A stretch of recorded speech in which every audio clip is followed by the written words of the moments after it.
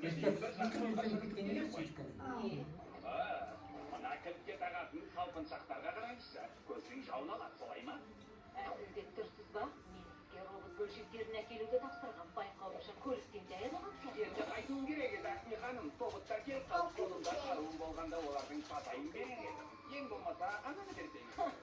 Осы да жетер. Енді сіздің міндетіңіз үй тазалығын қадағалау болады. Не? Ондай іспен айналысқанымды қаламайын. Оқытсыздың кесірінен қанша жанармайды құртқанымызды білесіз. Әлде шығынды ақшамен қайтарып беретін ойыңыз бар? Еденді сүртпей-ақ қойыңыз. Барып жуынасын бөлмені тазалаңыз.